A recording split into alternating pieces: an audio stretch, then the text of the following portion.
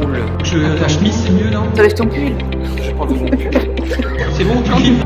Silence, on tourne.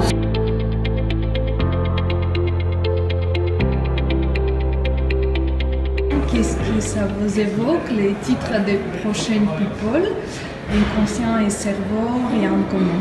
Alors moi je suis très content que People ait mis ça à l'ordre du jour parce que c'est une question tout à fait fondamentale, d'une part qui mobilise tout l'enseignement de Lacan sur la question, qui a arraché finalement au post-freudisme l'enseignement de la psychanalyse. Donc ça c'est formidable, d'une part parce qu'effectivement, même si Lacan a pu dire que le point de fuite de la psychanalyse, que le réel c'était le point de fuite de la psychanalyse était le même que celui de la science, bien effectivement, en même temps, on a il a démontré par son enseignement depuis le départ que justement l'inconscient ne se soutenait que d'être un effet du langage, un effet de la culture, un effet, etc.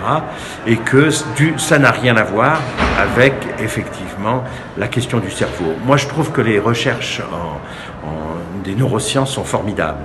Je trouve qu'il y a des résultats pour un certain nombre de choses, mais je supplie les neuroscientifiques de ne pas nous emmener sur des terrains, un, qu'ils ne connaissent pas, deux, qui les enferment, eux, dans un ridicule qui est celui de vouloir interpréter les symptômes dont on a démontré, dont la psychanalyse démontre depuis longtemps à quel point ils sont liés à l'existence humaine dans la dimension du langage et dans les dimensions de l'être parlant, du par-l'être. Et donc pour ça, je trouve ce thème tout à fait formidable.